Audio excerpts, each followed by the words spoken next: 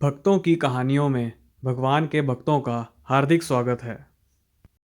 मित्रों, आज के समय में स्त्रियों के साथ ऐसी घटनाएं घटती रहती हैं जो दर्दनाक होने के साथ साथ समाज को शर्मनाक करने वाली होती हैं। इससे पीड़ित स्त्रियों के मन में ये प्रश्न अवश्य उठता होगा कि मैंने आखिर ऐसे कौन सा कर्म किया था जो मैं एक अबला स्त्री बनी।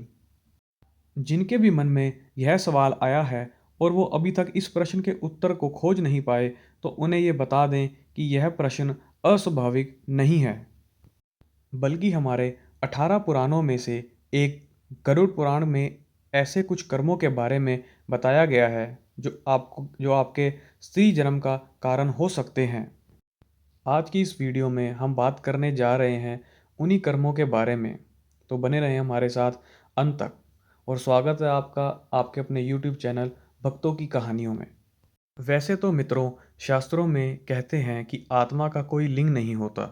ईश्वर ने तो जीवों की उत्पत्ति के समय सिर्फ दो ही प्रजातियां बनाई थी, जिनमें से एक है नर और दूसरी है मादा। वो भी केवल मनुष्य के भौतिक शरीर का लिंग है, जो कि नश्वर है, ना कि आत्मा का। जिसका मतलब साफ है कि कोई मनुष्य यदि जिस रूप में भी जन्म ले, उसकी आत्मा का इस पर कोई प्रभाव नहीं पड़ता। लेकिन इसके बावजूद यदि आप जानना चाहते हैं कि वो कौन से कर्म हैं जो आपके भौतिक शरीर का निर्धारण करते हैं, तो आपको बता दें कि गरुड़ पुराण स्त्री जन्म के पीछे दो कारणों को बताता है, जिनमें से पहले के अनुसार व्यक्ति अपना स्वभाव जिस प्रकार का बनाता है, उसका अगला जन्म उसी के अनुरूप में होता है। उदाहरण के रूप में आप इसे ऐसे समझ सकते हैं, जैसे कि यदि आप अपना स्वभाव पशु के भांति बना लेते हैं, जैसे वो भोजन करते हैं वैसे ही आप भी कर स्वयं भोजन करें। इतना ही नहीं, पशुओं की भांति यदि आप अपना जीवन व्यापन पृथ्वी पर इधर उधर विचरण करके कर रहे हैं, आपके जीवन का कोई उद्देश्य ही नहीं है जिनको पूरा करने के लिए आप मेहनत करें, तो निश्चित रूप से आपका अगला जन्म एक पशु के रूप में होने वाला है। ठीक उसी तरह यदि इस जन्म में आपने अपना आचरण यदि एक स्त्री जैसा कर लिया है, कहने का तात्पर्य यह है यदि आप भी अपनी इंद्रियों को स्त्री के जैसा ही बना लेते हैं, हमारा मन हमारी इंद्रियां वही करना चाहती हैं जो एक स्त्री करना चाहती है, तो निश्चित रूप से आपका अगला जन्म स्त्री के रूप में ही होने वाला है। इसलिए अगर आप इस जन्म में एक स्त्री का जन्म लेकर पैदा हुए हैं और अगले जन्म में स्त्री का जन्म नहीं लेना चाहते, तो अपने आचरण पर ध्यान दें। चलिए अब आगे बढ़ते हैं और बात करते हैं ऐसे एक और कारण की, जिसके गरुड़ पुराण में स्त्री के जन्म का कारण बताया गया है। बताया गया है कि मृत्यु के समय मनुष्य की आसक्ति जिस ओर होती है, उसी आसक्ति के आधार पर उसके अगले जन्म का निर्धारण भी होता है। मान लीजिए, अगर आप मृत्यु के समय किसी स्त्री को याद कर रहे हैं और याद करते करते ही प्राणों को त्याग देते हैं, तो ये जान लें कि आपका अगला जन्म एक स्त्री के रूप में ही होने वाला है। क्योंकि हमारे धर्म ग्रंथों में ये बात स्पष्टता से लिखी हुई है कि मृत्यु के समय हमारे द्वारा सोची गई बात बहुत ही महत्वपूर्ण, अर्थात जिन आसक्तियों को लेकर हम प्राणों को त्याग करते हैं, अगले जन्म में हम उन्हीं आसक्तियों को भोगने के लिए ही आते हैं। इसलिए मरते वक्त यदि आपकी आसक्ति स्त्री में बनी रह जाए, तो बता दें कि आपका अगला जन्म एक स्त्री के रूप में ही होने वाला है। यानी कि मृत्यु के समय आपकी सोची गई चीज़ आपके अगले जन्म का ही आधारण भी करती है। इसलिए कहा जाता है कि मृत्यु के अंतिम क्षणों में हमारे विचारों को नियंत्रित रखना बहुत ज़रूरी होता है, क्योंकि एक क्षण भर के लिए आया आपका ये विचार आपके जीवन में कई अच्छे कृतियों को खत्म कर सकता है।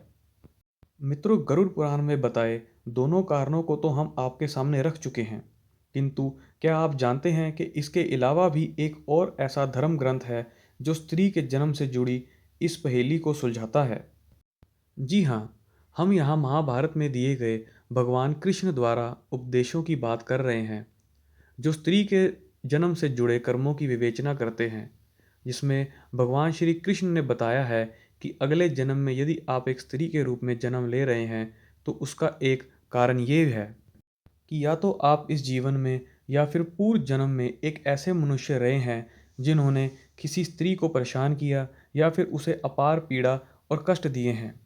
इसके अलावा यदि आप एक ऐसे मनुष्य रहे हों जिसने अपनी पत्नी के सम्मान को रौंद कर उसके साथ अन्याय और उत्पीड़न किया हो, तो ऐसे पुरुषों को भी अगले जन्म में एक स्त्री के रूप में जन्म लेना पड़ता है और उन सभी चीज़ों को भोगना पड़ता है जिसे उसकी पत्नी ने अनुभव किया था। किंतु क्या आप जानते हैं कि जीव आत्मा का अगला जन्म किस योनि में होगा?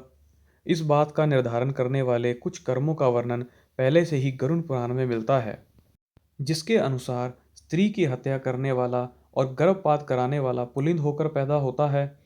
साथ ही कन्या की हत्या करने वाला कोदी और इस पाप का भागीदार पापी चंडाल योनि प्राप्त करता है। साथ ही गाय को मारने वाला लूला लंगड़ा पैदा होता है, तो झूठ बोलने वाला अगले जन्म में हकलाता है। यही नहीं, इस झूठ को सुनने वालों को भी अगले जन्म में एक बहरे के रूप में जीवन व्यतीत करना होता है।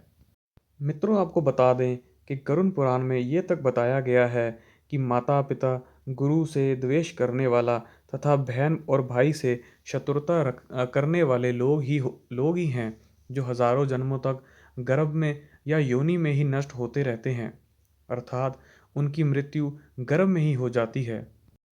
इस प्रकार प्रत्येक प्राणी को ये समझने की आवश्यकता है कि उसके कर्म उसका कभी पीछा नहीं छोड़ते, चाहे वो अच्छे हों, बुरे हों, और उसके हर कर्म का हिसाब उसे देना ही पड़ता है, क्योंकि कर्मों के संदर्भ में तो हमारे धर्म ग्रंथों में भी कहा है, सैकड़ों कल्पों के बीत जाने पर भी बिना भोग के कर्म फल का नाश नहीं होता। मित्रों, गरुड़ पुराण में बताए गए कर्म और उनसे प्राप्त होने वाली योनियों की सूची अभी खत्म नहीं हुई, किंतु यदि आप ऐसे सभी कर्मों से प्राप्त होने वाली योनियों के बारे में जानना चाहते हैं तो नीचे कमेंट करके ज़रूर बताएं। आज की वीडियो में फ़िलहाल इतना ही। वीडियो आपको कैसी लगी और ज्ञान देने वाली ऐसी और वीडियो को देखने के लिए जुड़े रहें आपके अपने यूट्यूब चैनल भक्तों की कहानियों के साथ। वीडियो को लाइक करना, कमेंट करना और चैनल को सब्सक्राइब करना ना भूलें।